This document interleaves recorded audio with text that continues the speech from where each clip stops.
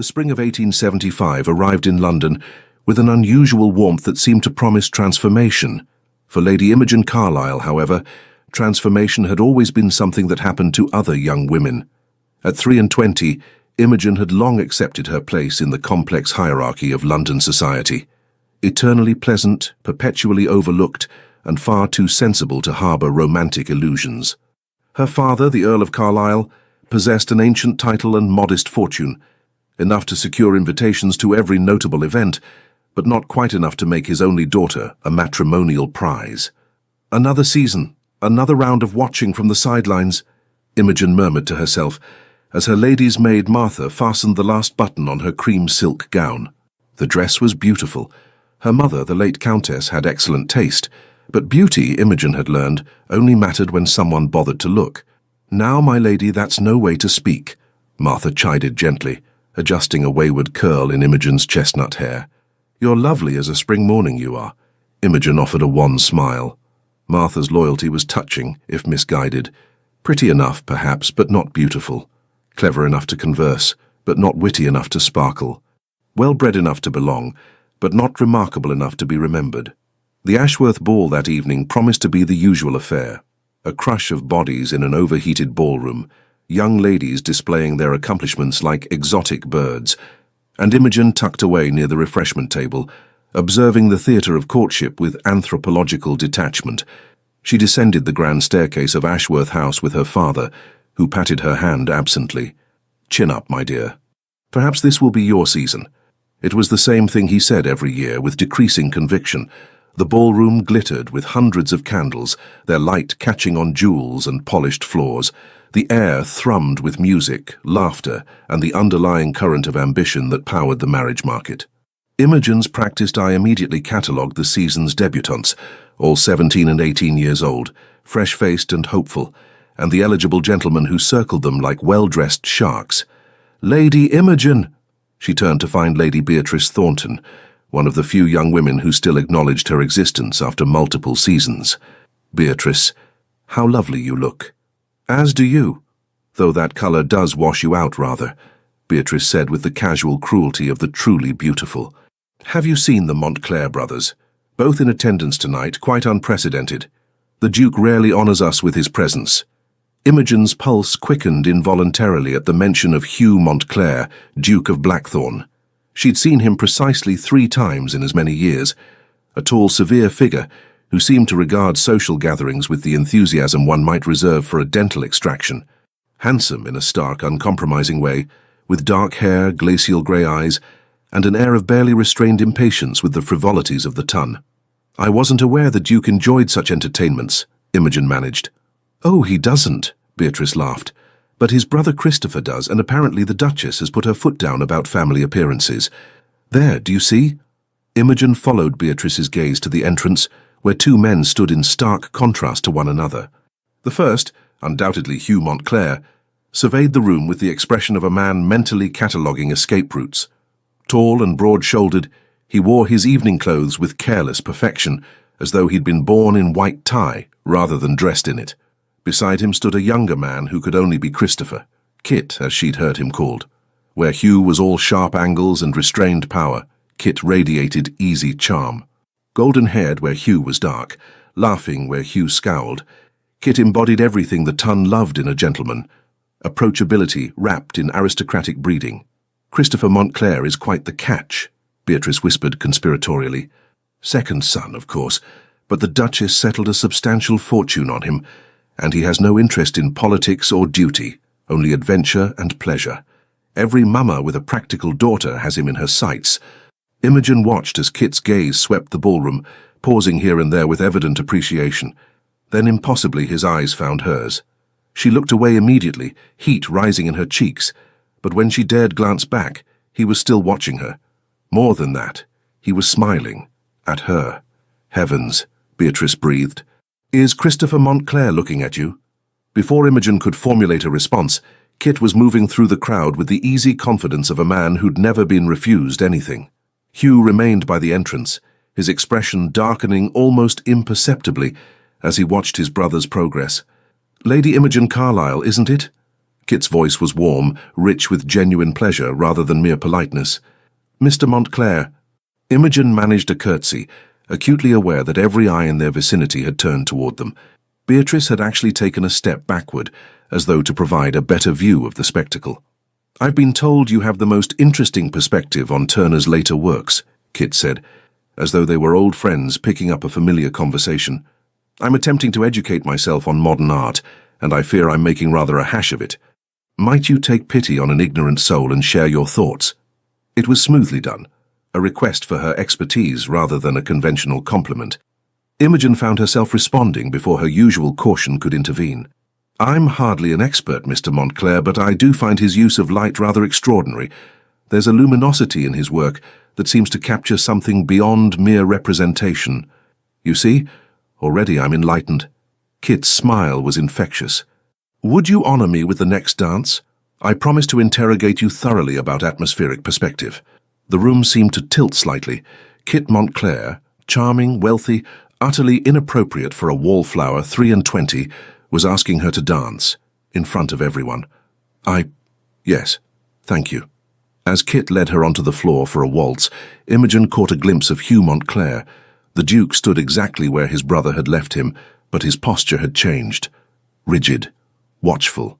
His grey eyes tracked their movement across the ballroom with an intensity that made her breath catch.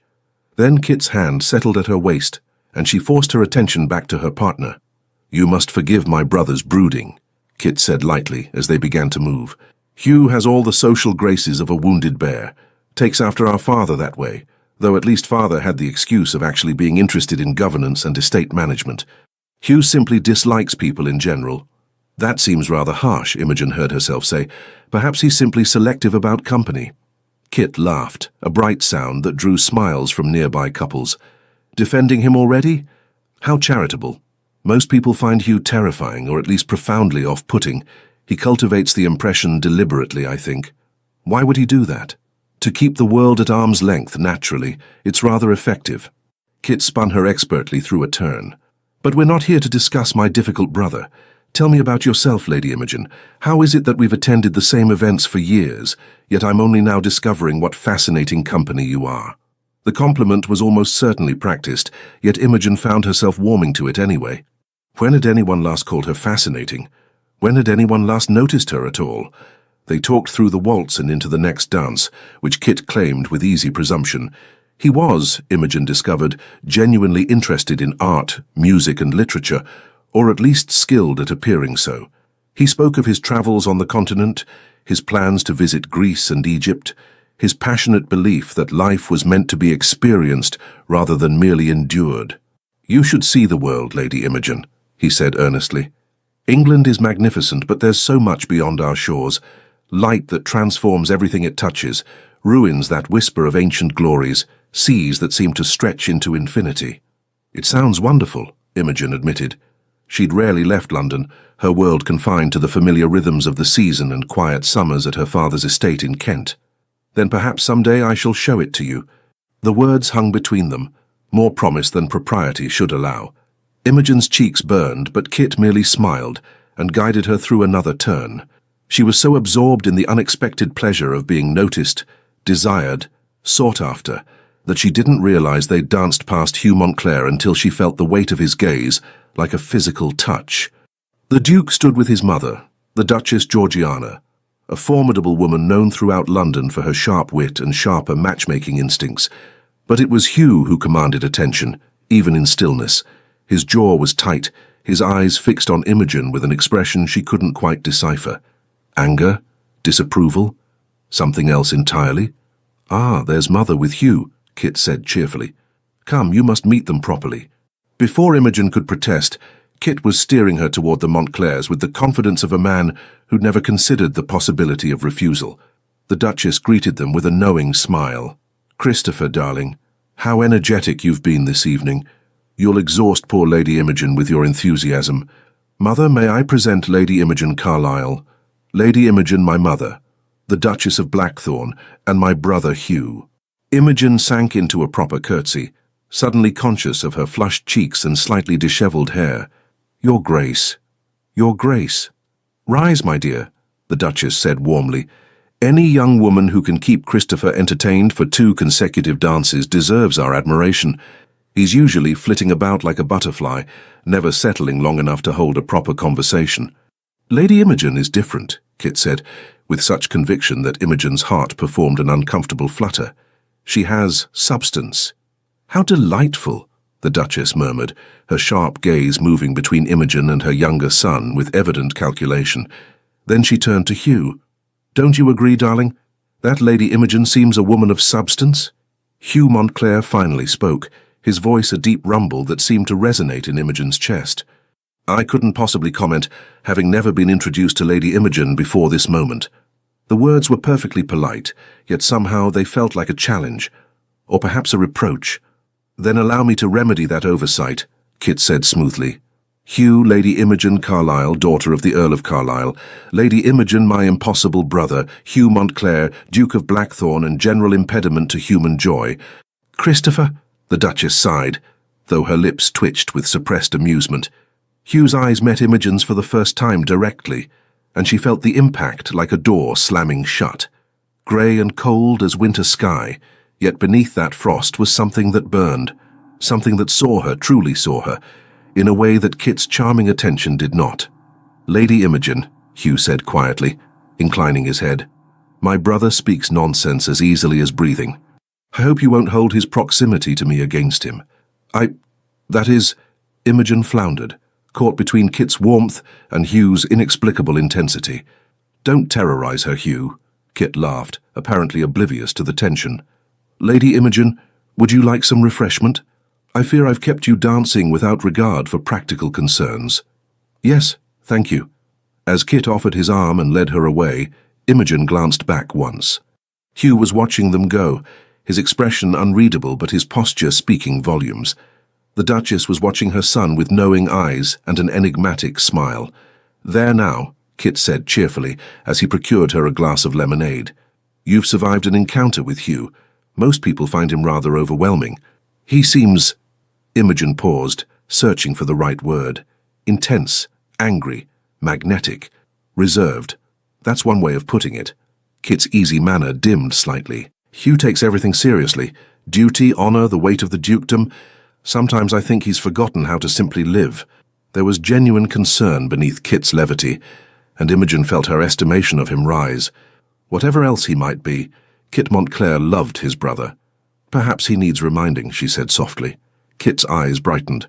Perhaps he does, and perhaps you're exactly the person to do it. The evening continued in a pleasant blur. Kit claimed another dance, introduced her to several of his friends, and generally treated her as though she were the most captivating woman in the ballroom. Imogen knew it was likely performance rather than genuine interest. Kit Montclair could have his pick of beautiful, wealthy young women, but she allowed herself to enjoy the fantasy nonetheless. What she couldn't quite shake was the persistent sensation of being watched. Every time she glanced toward the edges of the ballroom, Hugh Montclair was there, sometimes conversing with other gentlemen, occasionally dancing with one of the season's diamonds, but always, somehow, aware of her location. Their eyes met across the crowded room more than once, and each time Imogen felt that same jolt of recognition, as though Hugh saw something in her that even she didn't fully understand. It was deeply unsettling, and entirely thrilling.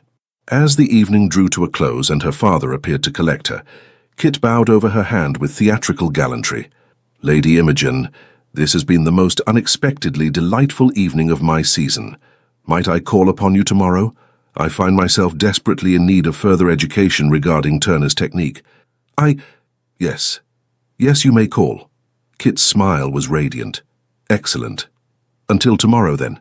As Imogen descended the steps to her father's waiting carriage, she heard the Duchess's voice drift from the doorway above. Well, Christopher, that was quite the display. Though I wonder if you've considered your brother's feelings in all this. Hugh's feelings? Kit's laugh was genuinely confused. What has Hugh to do with anything? He barely acknowledges these events exist. The Duchess's response was too quiet to hear, but Imogen caught the thoughtful tone. In the carriage, her father patted her hand with more enthusiasm than usual. Well, now that was unexpected. Christopher Montclair showing such marked attention. The Duchess's younger son. Quite a catch, my dear. Quite a catch indeed. Imogen nodded absently, but her thoughts weren't on Kit's golden charm or easy affection. Instead, she found herself remembering the weight of Hugh Montclair's gaze, the quiet intensity of his voice, and the inexplicable feeling that something had shifted in the careful architecture of her unremarkable life. She had always been the overlooked one, the forgettable daughter of an earl with too little fortune and too little beauty to compete. But tonight, for the first time, two men had truly seen her. One had offered her his charm and attention. The other had offered nothing but a look that burned through every careful defense she'd constructed over 3 seasons of disappointment. As the carriage rattled through London's darkened streets, Imogen pressed her gloved hand to her chest, where her heart beat an unfamiliar, dangerous rhythm.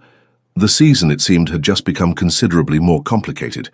The following afternoon arrived with that peculiar quality of anticipation that transforms ordinary moments into potential turning points.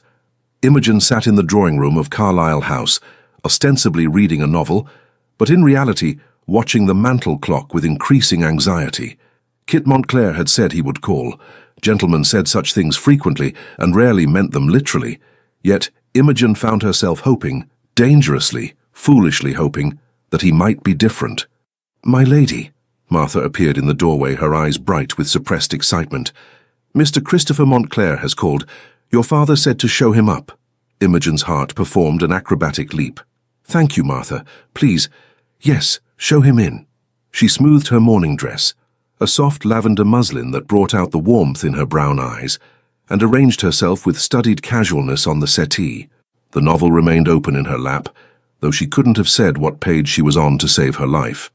Kit entered like springtime itself, his golden hair slightly wind-tousled, his smile immediate and genuine. But what made Imogen's breath catch was the enormous bouquet of white roses he carried, at least 3 dozen, their petals perfect and fragrant. "Lady Imogen," he said with a theatrical bow, "I come bearing tribute to beauty and hoping desperately for forgiveness." "Forgiveness," Imogen managed, half laughing despite her nervousness. "Whatever for? For monopolizing you so thoroughly last night that I prevented countless other gentlemen from discovering what delightful company you are. It was selfish of me, but I find I cannot regret it." He presented the roses with a flourish. "These seemed appropriate, white for truth and new beginnings. I hope you like roses." "They're beautiful," Imogen said, accepting the bouquet with hands that trembled slightly. No one had ever given her flowers before. "Thank you, Mr. Montclair, you're very kind. Kit, please, may I sit?" She nodded, and Kit settled into the chair opposite with easy grace. For a moment, silence stretched between them, but it was a comfortable silence filled with possibility rather than awkwardness. "I confess," Kit said eventually, "my excuse about Turner was partially fabricated. I do appreciate art, but mostly I wanted a reason to see you again without waiting for the next tedious ball." Honesty, Imogen thought, was perhaps Kit's most attractive quality. "I suspected as much. Gentlemen rarely seek art criticism at social events. True, we're usually too busy trying to avoid being trapped into unsuitable matches by ambitious mamas." Kit's expression turned more serious. "But you're different, Lady Imogen. Last night, speaking with you, it felt real. Not the usual performance we all conduct at these affairs." Imogen felt warmth bloom in her chest. "I felt that too." They talked for an hour, then 2. Kit described his travels through Italy, his plans to visit ancient ruins in Greece, his dream of sailing the Mediterranean. Imogen shared her love of literature, her passion for Turner's paintings, her quiet observations about London society. "You see everything," Kit said with evident admiration. "All the tiny dramas and unspoken rules that the rest of us follow without thinking. It's remarkable." "It's the privilege of being overlooked," Imogen admitted. "When no one pays you attention, you learn to pay attention to everything else." Kit reached across the space between them and gently took her hand. "Then everyone else has been profoundly foolish, but their loss is my gain." The touch sent electricity through Imogen's entire body. Kit's hand was warm, his grip gentle but confident. For a wild moment, she imagined what it might be like to be courted by this man, to be chosen, desired, swept into the adventurous life he described so vividly. A sharp knock at the door broke the moment. Martha entered, looking flustered. "My lady, the Duke of Blackthorn has called to see your father." "The Earl is not at home, but His Grace asked if you might spare him a moment." Imogen's heart, which had been beating pleasantly fast, now threatened to escape her chest entirely. Hugh Montclair. Here now? Kit's expression flickered with something Imogen couldn't quite identify. Surprise, annoyance, concern. Then his easy smile returned. "Hugh? Here? How extraordinary. My brother never makes social calls. I wonder what brings him to Carlisle House." Before Imogen could respond, Hugh appeared in the doorway. He was dressed for riding, his dark coat fitted perfectly across his broad shoulders, his boots polished to mirror brightness. Where Kit radiated sunshine, Hugh embodied storm clouds. All contained power and barely restrained intensity. His grey eyes swept the room, taking in Kit's relaxed posture, the roses displayed prominently on the side table, Imogen's flushed cheeks. His jaw tightened almost imperceptibly. "Christopher," Hugh said quietly, "I wasn't aware you planned to call on Lady Imogen today." "Wasn't aware I needed your permission, brother dear," Kit replied lightly, though there was an edge beneath the levity. "Lady Imogen and I were having a lovely conversation about art and travel. Care to join us?" "Oh, wait. You find such topics frivolous." "I find pointless chatter frivolous," Hugh corrected, moving further into the room with the controlled grace of a predator. "Genuine discourse is something else entirely." Imogen found her voice. "Your Grace, this is an unexpected honor. I'm afraid my father is out, but perhaps I can help you with whatever brought you here." Hugh's eyes locked on hers, and once again Imogen felt that disorienting sensation of being truly seen. "I came to return a book your father lent mine several months ago, but since I'm here—" He paused, seeming to choose his words carefully. "I wonder if you might give me your opinion on a matter, Lady Imogen." "My opinion?" The idea that the Duke of Blackthorn cared about her opinion on anything seemed absurd. "You strike me as someone who values honesty over flattery," Hugh said, still watching her with that unnervingly direct gaze. "My mother is attempting to renovate the gallery at Blackthorn Abbey. She's considering several artists for commissioned pieces, including Turner. I would welcome a knowledgeable perspective, one not influenced by commission fees or social obligation." It was smoothly done, a request for her expertise that rivaled Kit's own approach, yet somehow more weighted, more serious. "I'd be happy to offer what limited insight I have," Imogen said carefully, aware of Kit watching this exchange with increasing attention. "Excellent." Hugh moved to the window, examining the view of the small garden behind Carlisle House with apparent fascination. "Perhaps you might visit Blackthorn Abbey to see the existing collection. My mother would be delighted to receive you. We could arrange a tour, include proper chaperonage, make an afternoon of it." Kit stood abruptly. "What a marvelous idea.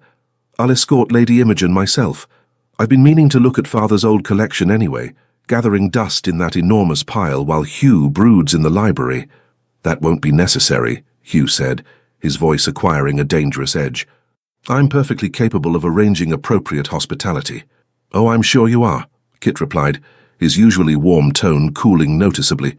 "But Lady Imogen might prefer company that doesn't include lectures on duty and propriety every 15 minutes. The temperature in the room seemed to drop several degrees. Imogen looked between the brothers, suddenly aware that this exchange had very little to do with art collections or afternoon visits. "Gentlemen," she said carefully, "I appreciate both your invitations. Perhaps we might arrange something when my father returns. He'd likely wish to accompany me on such a visit." "Of course," Hugh said stiffly, though his eyes never left his brother. "Forgive me for disrupting your visit, Lady Imogen. Christopher, a word in private?" "Actually, I'm rather comfortable here," Kit replied with deliberate ease. "It wasn't a request." The brothers stared at each other for a long moment, some silent battle of wills playing out in the charged air between them. Finally, Kit sighed and rose gracefully. "Very well. Lady Imogen, please forgive this interruption. I shall call again soon. Very soon." He bowed over her hand, his lips actually brushing her glove, in a gesture just barely within the bounds of propriety. "Until then, I remain your devoted admirer." As Kit moved toward the door, Hugh caught his arm. "The corridor. Now." They disappeared into the hallway, and though they clearly attempted to keep their voices low, snatches of heated conversation drifted back to Imogen's ears. Sudden interest in Lady Imogen. Kit's voice, tight with barely suppressed anger. Reckless behavior. Hugh's rumble, equally controlled and equally furious. Always dictating. Kit again. Think before you. Hugh cutting his brother off. Then silence, followed by footsteps retreating toward the front entrance. Imogen sat frozen on the settee, her mind racing. What had just happened? Why were the Montclair brothers suddenly at odds over her, of all people? Martha reappeared, her eyes wide. Goodness, my lady, that was quite intense. Yes, Imogen murmured. Yes, it was. The whispers began almost immediately. At the Pemberton musical evening 2 days later, Imogen arrived to find herself the subject of considerable attention. Young ladies who'd never deigned to notice her suddenly appeared at her side with transparent curiosity. Older matrons watched her with calculating interest. Lady Imogen, Lady Thornton, Beatrice's mother, and one of society's most efficient gossips, appeared at her elbow. How delightful to see you. I understand you've been receiving calls from Mr. Christopher Montclair. Mr. Montclair has been kind enough to visit. Yes, Imogen said carefully. How lovely. And the Duke as well, I hear. Both Montclair brothers paying attention to the same young lady. How very unusual. The implication hung in the air like smoke. Imogen felt heat rise in her cheeks, but before she could formulate a response, Kit materialized at her side. Lady Thornton, he said with his most charming smile, how kind of you to keep Lady Imogen company until I could find her. Lady Imogen, would you honor me with your company during the performance? I believe they're playing Chopin. Your favorite, if I recall correctly. He'd remembered. From one conversation 3 days ago, Kit had remembered that she loved Chopin. As Kit guided her away from Lady Thornton's avid curiosity, Imogen caught sight of Hugh standing near the pianoforte. He was conversing with Lord Ashworth about something evidently serious, but his attention fractured the moment Kit's hand settled at Imogen's elbow. The entire evening proceeded in that strange, charged fashion. Kit was attentive without being overwhelming, securing seats for the performance, fetching refreshments, introducing her to his friends with evident pride. Several times Imogen caught other young ladies watching with barely concealed envy, emotions she'd witnessed countless times, but never as the object rather than the observer. Hugh maintained his distance, but Imogen felt his presence like a compass point. Every time she laughed at Kit's jokes, every time she smiled up at Kit's handsome face, she knew Hugh was watching, cataloguing, judging. It should have been uncomfortable. Instead, it was intoxicating. During the interval, Kit drew her aside to a relatively quiet corner. I must apologize for my brother's behavior the other day. Hugh can be difficult. He seemed concerned for you, Imogen said diplomatically. Concerned? That's a generous interpretation. Kit's usual levity dimmed. Hugh believes it's his duty to manage my life, to dictate my choices, to protect me from my own supposed recklessness. He doesn't understand that some of us want to live rather than merely exist. Perhaps he's afraid, Imogen suggested gently. Afraid of losing you. Kit looked at her with surprise, then something like wonder. You really do see everything, don't you? Yes, I think you're right.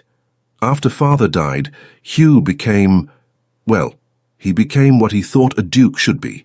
Serious, remote, controlled.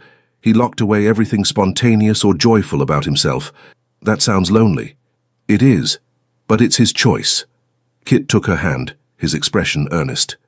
Lady Imogen, I realize we've known each other less than a week, but I find myself thinking about you constantly. Your intelligence, your warmth, your ability to see past superficial charm to the genuine person beneath. I want to continue this friendship, this connection, whatever it becomes. Imogen's heart hammered against her ribs. Was Kit Montclair actually courting her, genuinely, seriously courting her? I would like that too, she managed, her voice barely above a whisper. Kit lifted her gloved hand to his lips, his eyes never leaving hers. Then let society whisper. Let them speculate. You and I know the truth, that sometimes the most extraordinary connections happen when we least expect them. From across the room, Imogen felt Hugh's gaze like a brand. When she dared glance his way, the Duke was watching them with an expression that made her breath catch. Not anger, precisely, not disapproval, though that was present too. Hunger, raw, undisguised hunger, and beneath that, something that looked almost like anguish. The situation escalated at the Duchess of Marlborough's ball a week later. By then, Kit's attentions had become so marked that society had begun coupling their names in gossip. Mr. Montclair and Lady Imogen had become a recognized phrase, uttered with varying degrees of approval and speculation. Imogen arrived in a gown of deep sapphire silk, a color that transformed her from merely pretty to genuinely striking. Kit found her immediately, his face lighting with open admiration. "Lady Imogen," he breathed, "you look absolutely magnificent." "Hardly that," she demurred, but pleasure warmed her voice. "I beg to differ." Kit offered his arm. "Shall we scandalize the ton by dancing every single dance together?" They didn't dance every dance, but they came perilously close, Kit claiming 3 waltzes, the maximum allowed without causing serious talk. Between dances they strolled the terrace, Kit describing his upcoming trip to Scotland for grouse season, and half-seriously inviting Imogen to convince her father to join the house party. "I want you to meet my friends," Kit said earnestly.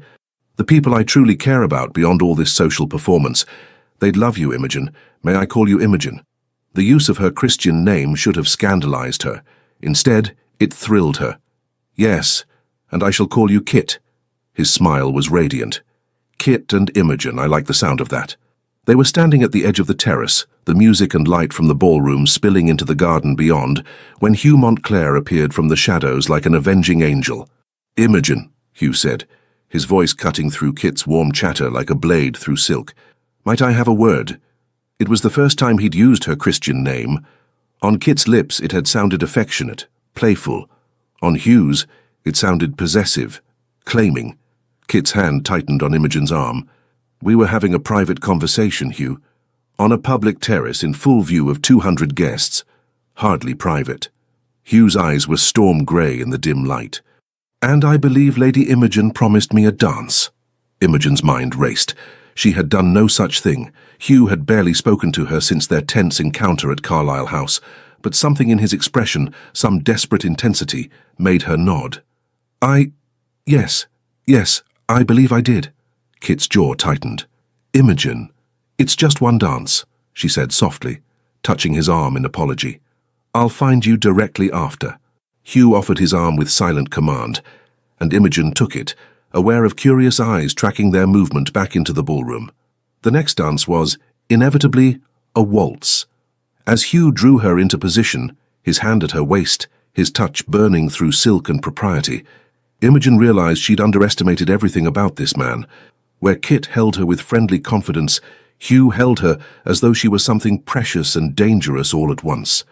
His hand was large, strong, completely sure. His proximity overwhelmed her senses. Sandalwood and leather, starched linen and something uniquely him. They began to move, and Imogen discovered that Hugh Montclair danced with the same controlled intensity he brought to everything else. Perfect form, flawless timing, yet beneath the technical precision was something raw and barely leashed. "You've been spending considerable time with my brother," Hugh said quietly, his voice pitched for her ears alone.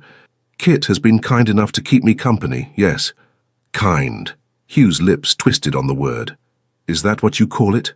Imogen felt a spark of defiance. "What would you call it, Your Grace?" "Reckless. Irresponsible. Typical Christopher.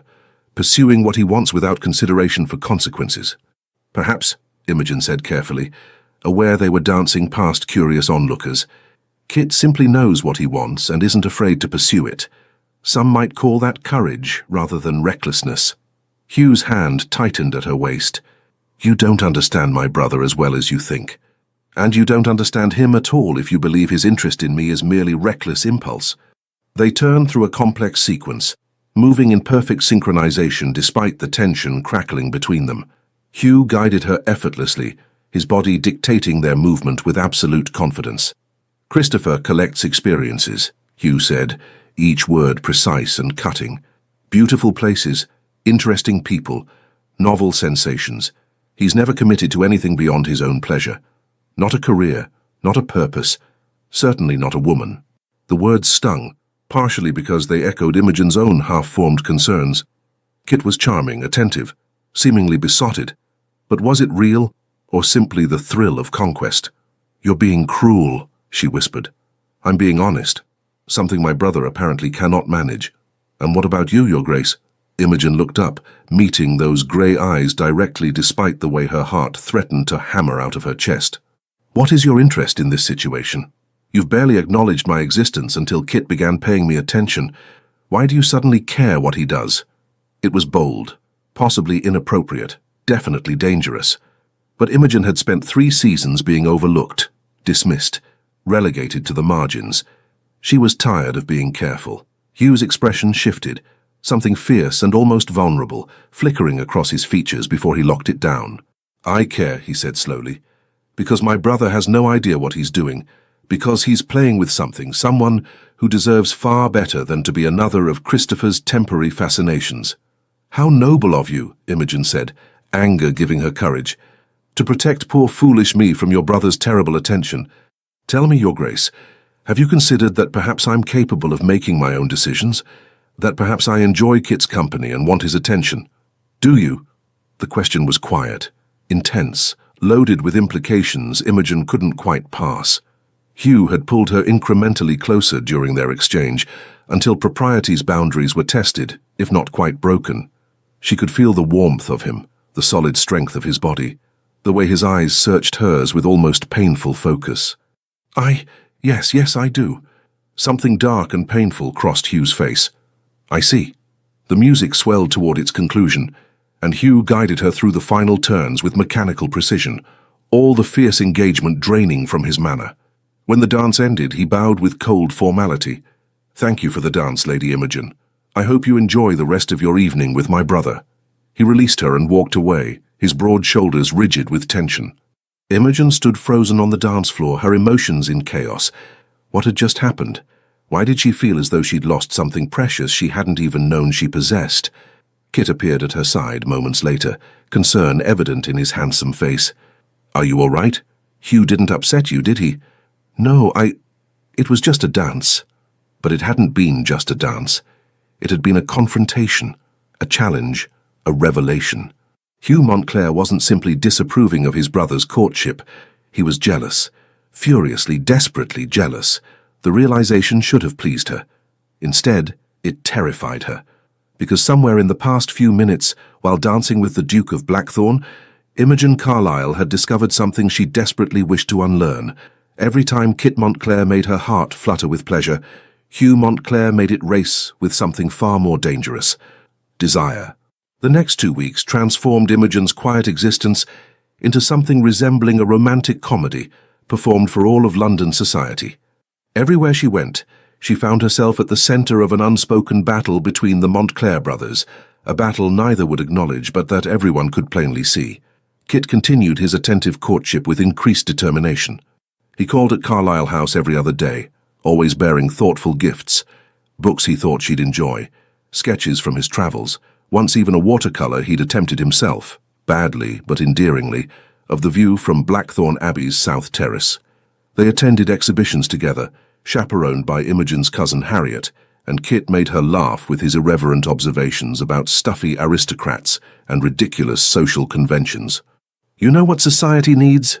Kit declared one afternoon as they strolled through the British Museum, ostensibly viewing the Elgin marbles, but mostly just enjoying each other's company. "A thorough revolution, not a violent one.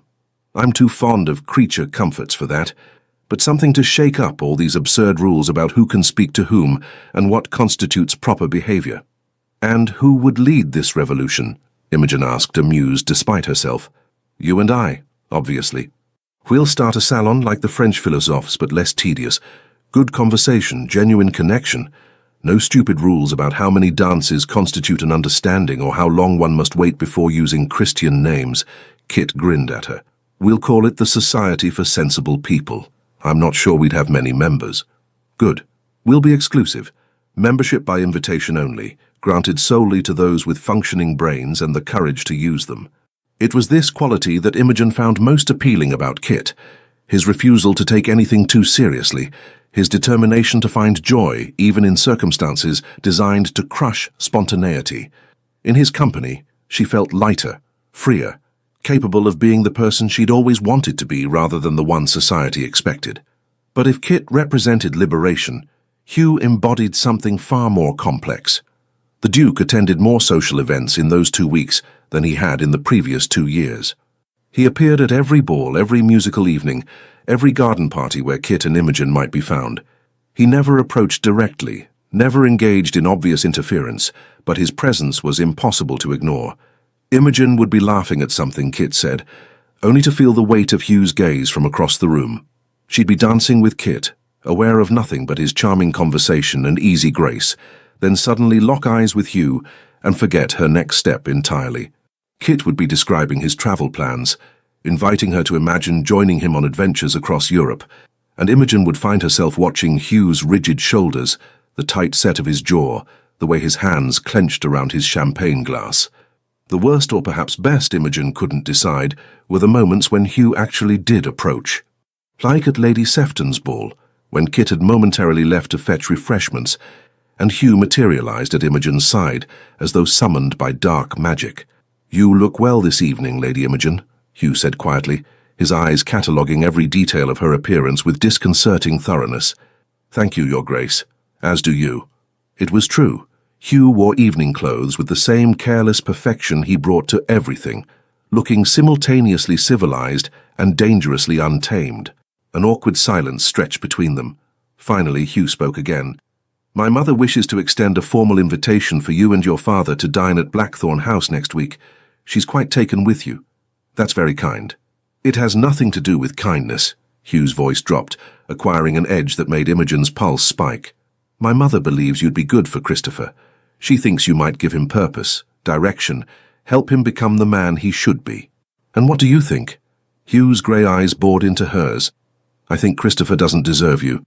I think he'll charm you and fascinate you and make you believe in possibilities, then disappear to Greece or Egypt or wherever his restless spirit takes him next, leaving you to pick up the pieces of your ruined reputation and broken heart." The words were harsh, but beneath them, Imogen heard something else. Fear. Hugh wasn't just worried about his brother's recklessness. He was terrified of it. "Kit wouldn't do that," Imogen said with more conviction than she entirely felt. "Wouldn't he?" Hugh stepped closer, close enough that Imogen could smell his sandalwood cologne, feel the heat radiating from his body. "Christopher has never committed to anything difficult in his entire life. The moment the novelty wears off, the moment actual sacrifice is required, he'll run. It's what he always does." "You're wrong about him." "Cass, am I?" Hugh's hand came up, fingers almost but not quite touching her cheek. The non-contact was somehow more intimate than an actual touch would have been. "Then prove it, Lady Imogen. Choose him. Accept his courtship. Ignore my warnings, and see what happens when the adventure loses its shine." Imogen couldn't breathe. They were standing too close, the air between them charged with electricity and danger, and something that felt terrifyingly like destiny. "Why do you care so much?" she whispered. "If you think Kit is wrong for me, if you believe I'm making a terrible mistake, why not simply let me fail?" Hugh's jaw clenched. For a moment, Imogen thought he might actually answer honestly, might explain the intensity in his eyes, the barely leashed hunger in the way he watched her, the reason he seemed to appear wherever she went. Instead, he stepped back sharply, breaking whatever spell had woven itself between them. "Because despite what my brother believes, I don't enjoy watching people suffer needlessly. Consider yourself warned, Lady Imogen."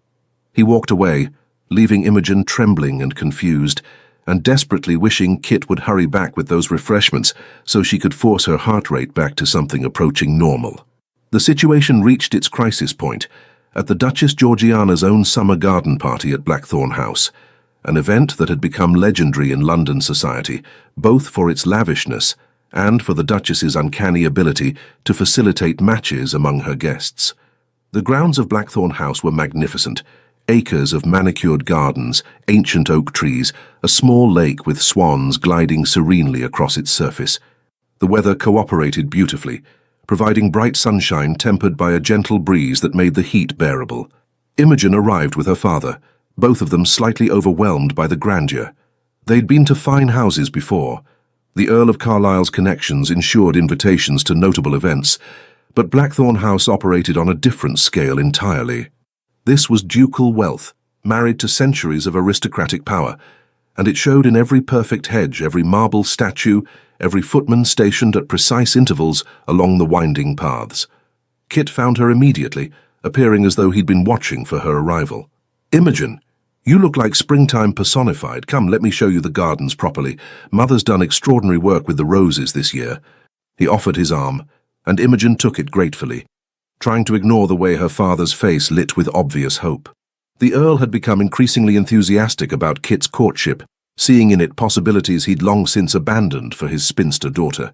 They strolled through beds of roses, past fountains where children shrieked with laughter, carefully supervised by nannies, through a hedge maze that Kit navigated with practiced ease. He was charming as always, but something in his manner seemed different today, more serious, more intent. "Imogen," Kit said eventually, guiding her to a secluded bench overlooking the lake. "We need to talk." Her heart lurched. Those 4 words rarely preceded anything good. "I've been thinking," Kit continued, taking her hand between both of his, "about us, about what's been happening these past weeks. I know society is talking, speculating about my intentions. Your father is clearly hopeful. And I care for you, Imogen, genuinely. You're wonderful company, you make me laugh, you see the world in ways that constantly surprise me." "But," Imogen supplied, because surely there was a but coming. Kit's expression turned rueful. "But I'm not entirely sure I'm ready for what comes next. Marriage, settling down, taking on all the responsibilities everyone expects. I'm only 6 and 20. There's so much I still want to do, places I want to see. I leave for Scotland in 3 days, then potentially onto the continent after that. Greece, definitely, maybe Egypt." Imogen felt something sink in her chest. Hugh had been right. Of course Hugh had been right. "I see," she managed, proud that her voice remained steady. "No, wait, I'm explaining this badly." Kit squeezed her hands urgently. "I'm not saying I don't want a future with you. I'm saying I need time. I need to be certain, to be absolutely sure that I'm ready to give you what you deserve. It wouldn't be fair to rush into promises I might not be prepared to keep." It was, Imogen had to admit, refreshingly honest. Kit wasn't abandoning her, but neither was he committing.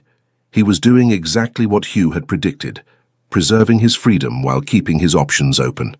"I understand," Imogen said quietly. And she did. Kit was being more decent than most men in his position would be, more careful of her feelings than she had any right to expect. But understanding didn't make it hurt less. "Do you hate me?" Kit asked, his blue eyes anxious. "No. No, of course not. You're being honest, which is more than I could hope for." Kit lifted her hand to his lips, kissing it with genuine affection. "You're extraordinary, do you know that? Any other woman would be throwing things at me right now. But you understand." Imogen smiled, though it felt fragile. "I'm very understanding. It's one of my chief qualities as a wallflower." "You are not a wallflower," Kit said fiercely. "You're brilliant and beautiful, and any man would be lucky to have you, including me, especially me. I just need time." "Time," Imogen repeated. The word felt heavy, loaded with all the things Kit wasn't quite saying. Time to adventure, time to be free, time to be absolutely certain before committing to anything as permanent as marriage. They sat in silence for a moment, the sounds of the garden party drifting over the hedge, laughter, music, the clink of crystal. Imogen's mind raced. She cared for Kit, truly cared for him. His friendship had given her something precious, the experience of being chosen, noticed, desired. For the first time in her life, she'd felt like she mattered. But was that enough? Was gratitude a foundation for love? "We should rejoin the party," Imogen said eventually. "People will talk if we're gone too long." Kit nodded, helping her rise. But before they could start back toward the main lawn, a familiar voice cut through the pleasant afternoon. "There you are, Christopher. Mother's been looking for you." Hugh Montclair stood at the entrance to their secluded area, his tall frame blocking the path back to the party. His expression was carefully neutral, but his eyes blazed with barely suppressed emotion as they moved between his brother and Imogen. "Hugh," Kit said with forced cheerfulness, I can see what you were doing." Hugh's voice was controlled, but something dangerous lurked beneath the surface. "Lady Imogen, might I escort you back to the main lawn? I believe your father was asking after you." It wasn't a request. Kit's hand tightened on Imogen's arm. "Actually, I was about to—" "Christopher."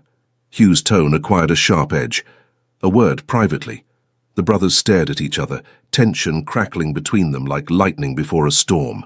Finally, Kit sighed, and released Imogen's arm. "Very well. Imogen, I'll find you shortly." As Kit moved toward his brother, Hugh caught his arm and pulled him several steps away, their voices dropping to urgent whispers. Imogen could only catch fragments. "Cannot keep doing this." Hugh angry but trying to maintain control. "None of your concern, E.T. Kit," defensive. "Leading her on." Hugh again, louder. "Hypocrite." Kit, his usual good humor completely absent. Then Kit jerked his arm free and stalked past his brother, past Imogen, back toward the main party without another word. His shoulders were rigid, his pleasant expression replaced by frustrated anger. Hugh watched him go, then turned to Imogen. For a moment they simply looked at each other, the afternoon sunshine filtering through oak leaves, the distant sounds of the party providing incongruous accompaniment to the tension between them. "You heard that," Hugh said finally. Not a question. "Some of it. Good. Then I don't need to pretend." Hugh moved closer, his grey eyes intense. "What did Christopher say to you? What promises did he make?" Imogen lifted her chin. "That's between Kit and myself, Your Grace." "Hugh. My name is Hugh." He said it with quiet intensity, as though the permission to use his Christian name mattered desperately. "And I apologize, but I cannot be diplomatic about this any longer. Christopher is going to break your heart, Imogen. He's already preparing his exit. Scotland, then Greece, then wherever his restlessness takes him next. He'll write charming letters for a few months, then the correspondence will slow, then stop entirely. You'll hear he's met some exotic woman in Athens or Rome, and that will be the end of it." "You don't know that," Imogen protested, but her voice lacked conviction. "I know my brother. I've watched him do this same thing a dozen times with pursuits that bored him, commitments that required sacrifice, responsibilities he decided were too burdensome." Hugh's hand came up, cupping her cheek with surprising gentleness. "You deserve better than to be another of Christopher's abandoned enthusiasms." The touch sent electricity through Imogen's entire body. Hugh's palm was warm, slightly calloused, achingly careful. She should step back, should maintain proper distance, but she found herself frozen, caught in the intensity of his gaze. "And what would better look like?" she whispered. Hugh's thumb traced along her cheekbone, the caress so light it might have been imagined. "Someone who knows your worth. Someone who wouldn't need time to decide whether you're worth committing to. Someone who would fight for you, challenge you, refuse to let you settle for anything less than you deserve. Someone like you." The words were out before Imogen could stop them. Hugh's expression turned fierce, almost pained. "Wrong brother, my dear," he said quietly, echoing the words from weeks ago but transforming them into something new, something raw and honest and desperately vulnerable. "You've been flirting with the wrong brother all along." Imogen's breath caught. "Hugh, I've watched you laugh with Christopher, dance with him, glow under his attention, and every moment has been torture because I know that he'll eventually disappoint you, not through malice, but through thoughtlessness, through his eternal need for freedom and adventure over genuine connection." Hugh's other hand came up to frame her face, his touch reverent and desperate all at once. "But I wouldn't disappoint you, Imogen. I wouldn't need time to be certain. I wouldn't wonder if you were worth the sacrifice of my precious freedom, because you're not a sacrifice, you're everything." The world seemed to tilt on its axis.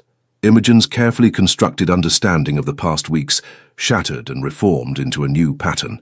Hugh's constant presence at social events, his barely restrained anger when watching her with Kit, the way he looked at her as though she were simultaneously the answer to every question and the source of infinite torment. "You can't mean that," she breathed. "You barely know me. I know enough. I know you see what others miss. I know you're kind without being weak, intelligent without being cruel about it. I know you appreciate art and literature and complex ideas. I know you make my brother laugh, which is no small feat." Hugh's voice dropped. "And I know that when you walked into that ballroom weeks ago in that cream silk gown, something in me recognized something in you. Chemistry, fate, madness, call it what you will. But I've been fighting it ever since, trying to do the honorable thing and not interfere with Christopher's pursuit. Then why are you interfering now? Because I've run out of honor." Hugh's laugh was bitter, self-deprecating. "Because watching you choose him is killing me. Because I'm selfish enough to want you to know the truth before you make a decision that will affect the rest of your life." Imogen's mind reeled. This couldn't be happening. The Duke of Blackthorn, serious, reserved, impossible Hugh Montclair, was declaring himself to her, here in his mother's garden, while his brother was somewhere nearby, nursing his pride and hurt feelings. It was inappropriate, impulsive, everything Hugh supposedly despised. It was also the most romantic thing that had ever happened to her. "I don't know what to say," she admitted. "Say you'll consider it. Consider me." Hugh's hands slid from her face to her shoulders, his touch burning through the fabric of her afternoon dress. "I'm not asking you to make a decision right now. I'm just asking you to acknowledge that there's a choice to make, that it's not just Christopher, that maybe you've been looking at the wrong brother all along." Before Imogen could respond, voices drifted from nearby. Other guests, wandering the gardens. Hugh stepped back immediately, restoring proper distance, his expression shuttering into its usual guarded neutrality, but his eyes remained intense, desperate, hopeful. "Think about it," he said quietly. "Please." Then he was gone, striding back toward the main party with controlled urgency, leaving Imogen standing alone beside the lake, with her entire world turned upside down. The weeks following the garden party were perhaps the most confusing of Imogen's life. Kit departed for Scotland as planned, leaving behind a steady stream of charming letters describing the countryside, the hunting, the friends who'd accompanied him. His correspondence was warm, affectionate, full of promises to see her upon his return. But nowhere in those carefully written pages did Kit mention the future, marriage, or any concrete plans beyond vague references to "when we're together again." Hugh, meanwhile, had withdrawn into careful propriety. He continued attending social events, but maintained scrupulous distance, never approaching Imogen directly, never dancing with her again, never giving society ammunition for gossip. But she felt his presence constantly, his eyes following her across ballrooms, his attention focused on her even when he appeared to be conversing with others.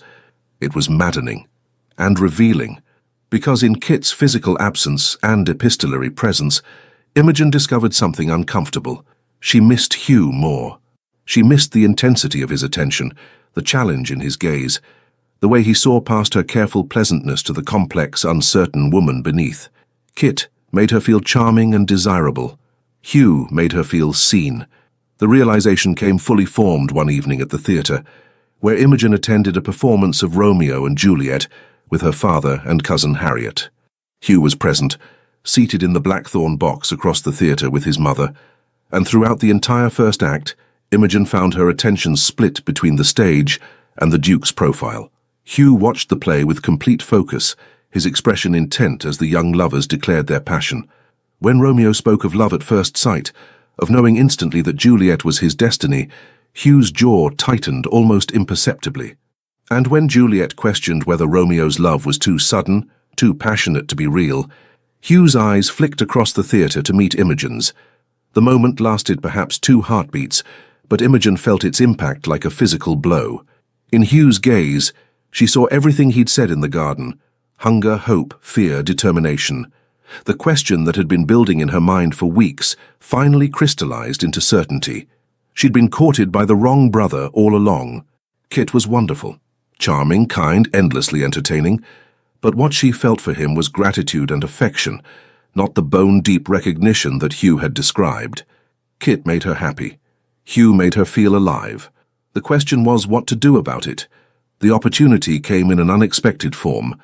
A letter from the Duchess Georgiana inviting Imogen and her father to dinner at Blackthorn House. A small gathering, the Duchess wrote in her elegant script, just family and a few close friends. Kit would be returning from Scotland that week, and the Duchess wished to celebrate his homecoming. Imogen's father accepted immediately, obvious hope written across his features. The Earl still harbored expectations about Kit's courtship, still believed that connection might elevate his daughter's prospects. Imogen didn't have the heart to disabuse him. The evening of the dinner arrived with that peculiar mix of anticipation and dread that accompanies moments of potential transformation. Imogen dressed with unusual care, selecting a gown of deep emerald silk that brought out the warmth in her brown eyes and the richness of her chestnut hair. She wasn't entirely sure what she planned to do, only that something needed to happen. The current situation, suspended between Kit's vague promises and Hugh's silent intensity, couldn't continue indefinitely. Blackthorn House at night was even more magnificent than by day. Candlelight gleamed off marble floors and ancient portraits, casting everything in warm golden light. The Duchess greeted them in the drawing room with her characteristic grace, her sharp eyes taking in Imogen's appearance with evident approval.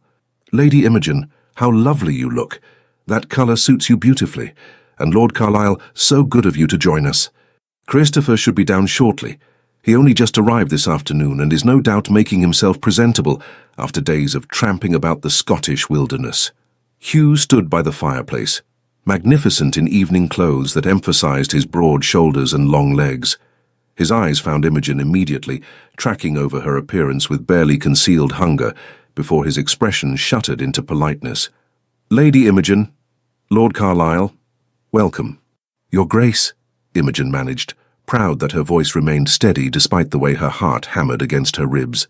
Before conversation could develop, Kit burst into the room with his usual energy. He was tanned from days outdoors, his golden hair slightly longer than fashion dictated, his smile immediate and genuine. "Imogen, father, marvellous to see you both." Kit crossed directly to Imogen, catching her hands in his and squeezing warmly. "You look absolutely stunning. I've missed you terribly. Scotland was magnificent but terribly dull without proper conversation." From his position by the fireplace, Hugh's expression turned to stone. The dinner itself was a study in carefully maintained civility, masking roiling emotional undercurrents. The Duchess had assembled a small group, Imogen and her father, the Montclair brothers, and Lord and Lady Ashworth, old family friends. Conversation flowed easily enough, touching on politics, literature, Kit's adventures in Scotland. But beneath the pleasant surface, Imogen felt the tension between the brothers like a living thing. Kit was determinedly cheerful, monopolizing Imogen's attention with stories and jokes and flattering observations. Hugh remained mostly silent, his responses to direct questions brief and carefully neutral, his attention seemingly focused on his wineglass. Only Imogen, seated between the brothers, could feel the true temperature of the situation. Kit's hand brushed hers frequently, casual touches that seemed designed to stake a claim. Hugh sat rigid in his chair, radiating controlled fury, his knuckles white around his silverware. Whenever Kit leaned particularly close to whisper something amusing in Imogen's ear, the Duchess watched it all with knowing eyes and an enigmatic smile, occasionally catching Imogen's gaze with an expression that seemed to say, "Well, my dear, what will you do about this?" After dinner, the party adjourned to the music room, where Lady Ashworth had agreed to play. The room was beautiful, walls lined with instruments, a pianoforte positioned to catch the candlelight, comfortable seating arranged in an intimate semicircle. Kit immediately claimed the seat beside Imogen, while Hugh positioned himself across the room, his posture suggesting he'd rather be literally anywhere else. As Lady Ashworth began playing Beethoven, something melancholic and beautiful, Kit leaned close to Imogen. "Walk with me in the conservatory after this. I want to talk to you properly without everyone watching." Imogen nodded, her stomach tight with anticipation and anxiety. This was it then. Kit was going to clarify his intentions, make some declaration or confession that would force her to respond honestly. From across the room, Hugh's eyes bored into her, his expression unreadable, but his intensity unmistakable. The music continued for another quarter-hour. Then the party began to disperse, Lord and Lady Ashworth making their farewells, the Duchess retiring early with complaints about a headache that looked suspiciously fabricated, Imogen's father drawn into conversation with the butler about some rare brandy in the cellars. Kit offered Imogen his arm. "Shall we?" The conservatory at Blackthorn House was a marvel of glass and greenery, filled with exotic plants collected from around the world. At night, lit by carefully placed lanterns, it felt like stepping into an enchanted jungle. Kit guided Imogen to a bench surrounded by night-blooming jasmine, its scent heavy and sweet in the warm air. For a moment, they sat in silence, the only sounds the distant music from the house and the gentle rustling of leaves. "Imogen," Kit began, his usual brightness dimmed to something more serious, "I need to be honest with you." "Please do." Kit took her hand, studying it as though memorizing every detail. "These past weeks in Scotland gave me time to think about my life, my plans, what I want for my future, and I realized something important." Imogen's heart sank. She knew what was coming. could read it in Kit's earnest expression, hear it in his careful tone. "I care for you tremendously," Kit continued. "You're wonderful in every way, but I'm not ready for what you deserve. Not ready for marriage, for settling down, for all the responsibilities that come with building a life with someone. I'm 26 years old, and I still feel like there's so much I need to do, need to see, need to experience before I can commit to that kind of future." "I understand," Imogen said quietly, and she had understood really since their conversation at the garden party. Kit was kind enough to want to spare her feelings, honest enough not to lead her on, but ultimately unable to offer what she needed. "I knew you would understand. You always do." Kit squeezed her hand gently.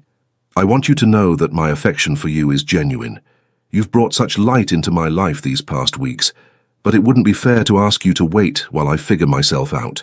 You deserve someone who's certain, who's ready, who can give you everything right now rather than someday maybe. Someone like your brother." The words were out before Imogen could stop them.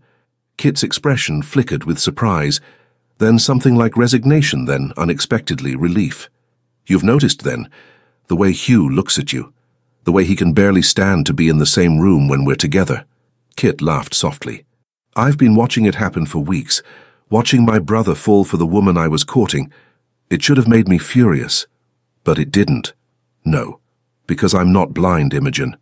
I've seen the way you look at him too, when you think no one's watching, when he says something that cuts through all the pleasant conversation to something real.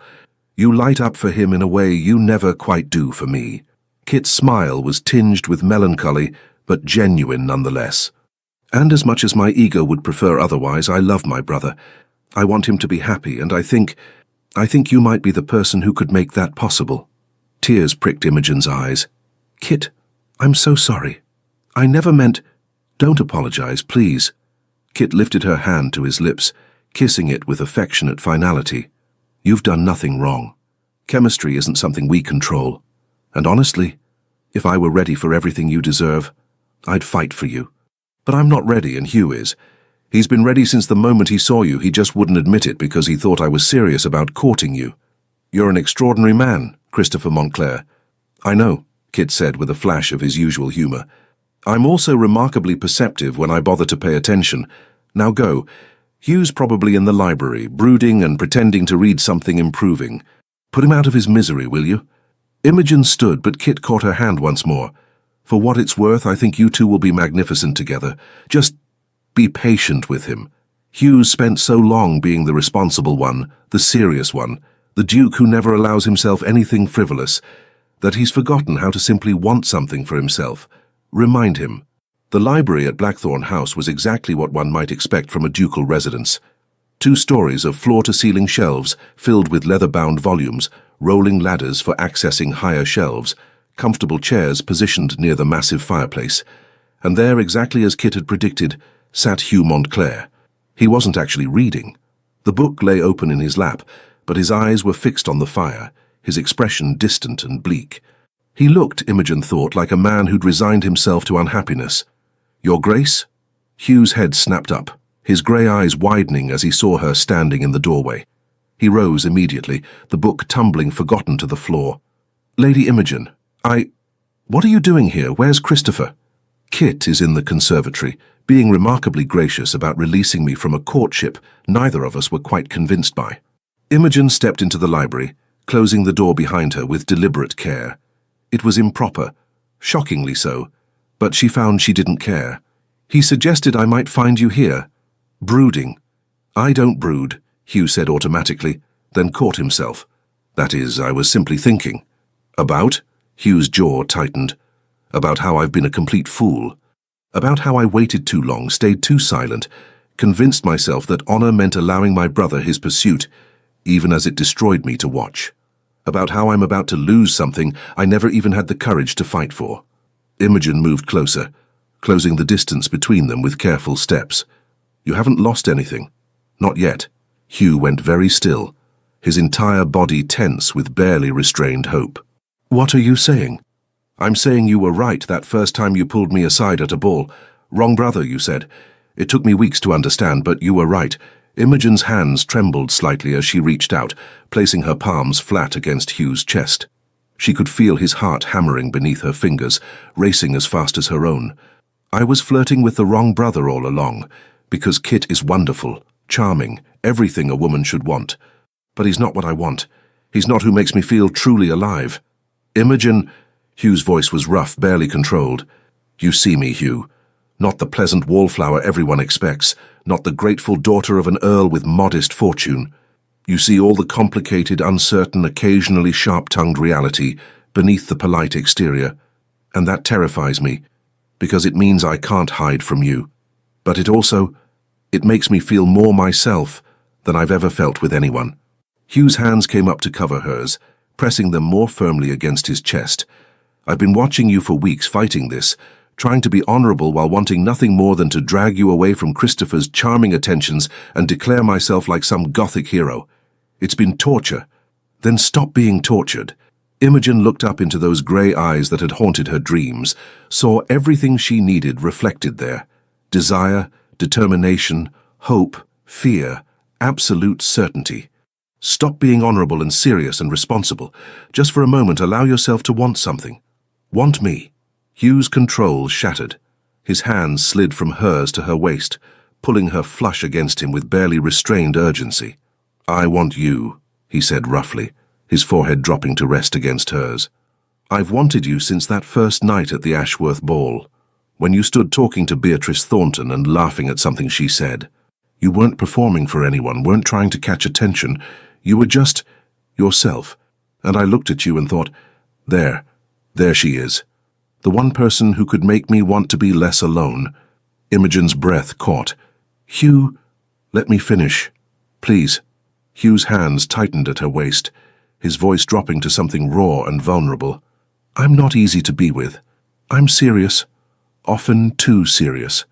I take my responsibilities too heavily. I brood, yes, I brood. And I'm not particularly skilled at frivolous conversation or charming gestures. But I would be devoted to you, Imogen. Absolutely devoted. You wouldn't be another of my responsibilities to manage. You'd be the reason I manage everything else, so I could come home to you at the end of each day and remember why any of it matters. Tears spilled over Imogen's cheeks. That's the most romantic thing anyone's ever said to me. It's simply the truth.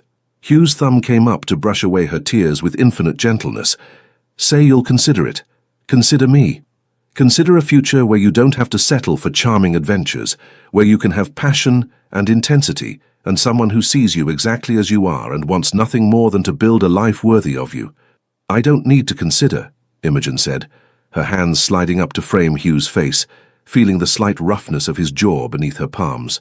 I already know my answer. It's yes. To you, to us, to whatever this becomes. Yes. Hugh made a sound somewhere between a laugh and a sob, then lowered his head and kissed her. It was nothing like the chaste, polite kiss Imogen might have imagined from the proper Duke of Blackthorn. It was intense, desperate, full of weeks of suppressed longing and carefully controlled desire finally unleashed. Hugh kissed her as though she were air and he'd been drowning, as though she were a question and he was answering with his entire being. When they finally broke apart, both breathing hard, Hugh rested his forehead against hers. We're going to cause the most magnificent scandal. Are we? Imogen asked, dizzy with joy and desire, and the impossible reality of being held by Hugh Montclair. Undoubtedly. Christopher courting you, then me stealing you from my own brother. Society will feast on it for months. Hugh's smile was wicked, transforming his usually serious face into something almost boyish. I find I don't care even slightly. Neither do I. Good, because I intend to court you properly now, with absolute shamelessness and zero regard for what anyone thinks. You'll be so thoroughly compromised by my attentions that you'll have no choice but to marry me to preserve your reputation. Imogen laughed, the sound bright and free. Is that a proposal, Your Grace? Not yet. When I propose, it will be properly done, on my knees with a ring with pretty words about forever. Hugh's expression turned serious, though his eyes still sparkled with that newfound lightness. But it is a promise, that I'm yours if you'll have me, that I'll fight for this, for us, with everything I have. I'll have you, Imogen whispered. I choose you, Hugh Montclair. Every time, I choose you. They kissed again, slower this time, but no less intense. Through the library windows, the moon rose over Blackthorn House's grounds, and somewhere in the distance, Imogen thought she heard laughter. Kit's laughter, bright and pleased, as though her choice had somehow freed him as well. The door opened suddenly, and the Duchess Georgiana stood silhouetted in the doorway. She took in the scene before her eldest son holding Lady Imogen Carlyle, both flushed and dishevelled, clearly having just been caught in a passionate embrace, and smiled with absolute satisfaction. "Well," the Duchess said calmly, "I suppose that settles things nicely. Christopher seemed to think you two would work it out. Shall I inform Lord Carlisle that he'll need to prepare for a wedding, or would you prefer to maintain suspense a bit longer?" Hugh groaned, but didn't release Imogen. "Mother, your timing is as impeccable as ever. I raised you boys to be decisive, darling. Clearly Hugh has finally learned the lesson." The Duchess's smile widened. "I must say, I did wonder how long it would take you to stop being honourable and simply claim what you wanted. Lady Imogen, you've worked a miracle. I haven't seen Hugh look this alive in years." Imogen felt herself blushing furiously. "Your Grace, Oh, don't apologise, dear girl. I've been hoping for exactly this outcome since the moment Christopher showed interest. I knew my serious son needed someone with substance, someone who could see past his forbidding exterior to the passionate heart beneath." The Duchess moved into the library, entirely unruffled by having discovered them in such a compromising position. "Now then, shall we discuss settlements and wedding dates, or would you prefer to maintain the fiction that nothing momentous just occurred?" Hugh looked at Imogen, his expression caught between exasperation and amusement. "What do you say, my love? Shall we tell them or attempt to preserve propriety a bit longer?" "Tell them," Imogen said firmly. "I'm tired of propriety, and besides, I believe you promised me shameless courtship and absolute scandal." "That I did." Hugh turned to his mother, his arm still firmly around Imogen's waist. "Mother, you may inform Lord Carlisle that I intend to court his daughter with every intention of making her my Duchess. The scandal will be unavoidable, Christopher's unofficial courtship, followed immediately by my pursuit of the same woman. Society will have a spectacular time discussing our family's romantic chaos." "Wonderful!" The Duchess clapped her hands together with genuine delight. "Finally, something interesting to discuss besides politics and the weather. I shall help spread the gossip myself, carefully, of course, to ensure it reflects well on Lady Imogen. By next week, everyone in London will know that both Montclair brothers pursued her, and she chose the Duke. Your reputation will be quite secure, my dear." Imogen found herself laughing at the absurdity of it all. Hours ago she'd been suspended in uncertainty, unsure whether she'd end up with Kit's charming adventure or Hugh's intense devotion, or neither. Now she stood in the Duke of Blackthorn's arms, being welcomed into his family by a mother who seemed to regard the entire situation as a successful military campaign. "I think," Imogen said, "that this has been the strangest and most wonderful evening of my entire life." "Good," Hugh murmured, pressing a kiss to her temple. "Because I intend to give you many more. A lifetime of them, if you'll allow it." From the doorway, Kit's voice rang out. "Are we celebrating?" I heard Mother's delighted scheming voice and assumed victory had been achieved. Kit appeared beside his mother, his expression genuinely pleased as he took in Hugh and Imogen's obvious happiness. "Well done, brother. I knew you had it in you to stop brooding and actually claim what you wanted." "Christopher," Hugh said quietly, releasing Imogen just enough to face his brother. Don't." Kit held up a hand, his smile warm and sincere. "Don't apologize. You have nothing to apologize for. I pursued Imogen because she was fascinating, but I was never prepared to give her what she needed. You are. You have been from the start. I'm glad you finally admitted it." Hugh crossed to his brother, pulling him into a brief, fierce embrace. "You're entirely too understanding about this." "I know, it's one of my better qualities." Kit clapped Hugh on the shoulder, then turned to Imogen with a theatrical bow. "My lady, may I say that you have excellent taste? My brother is terribly serious and prone to lecturing, but his heart is quite the finest thing about him. Take good care of it, won't you?" "I will," Imogen promised, her own eyes bright with tears. "And Kit, thank you for everything. Think nothing of it. Besides, this means I'm free to pursue my travels without feeling guilty about abandoning anyone.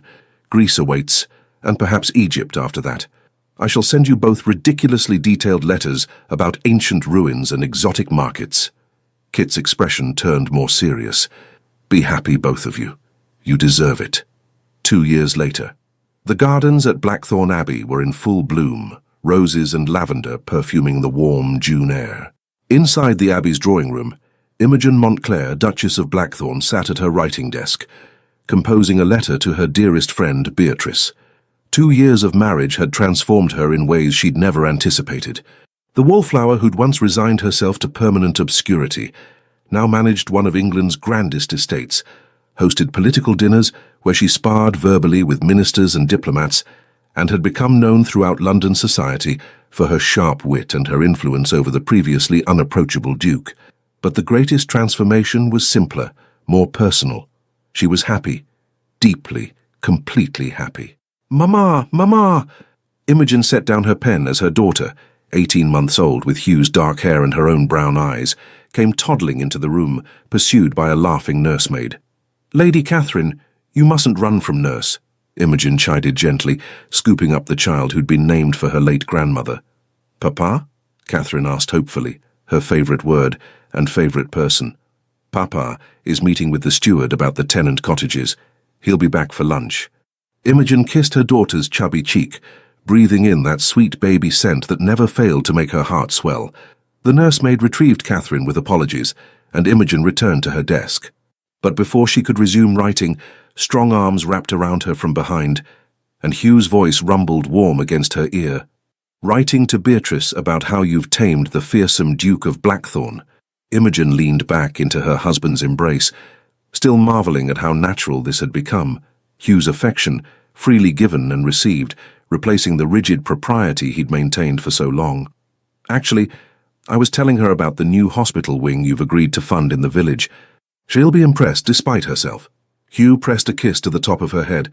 "I only agreed because you presented a devastatingly logical argument, and because you've made me soft, concerned with tenant welfare and public health rather than profit margins. You were always concerned with those things. I merely gave you permission to act on it without feeling guilty about being frivolous." Perhaps.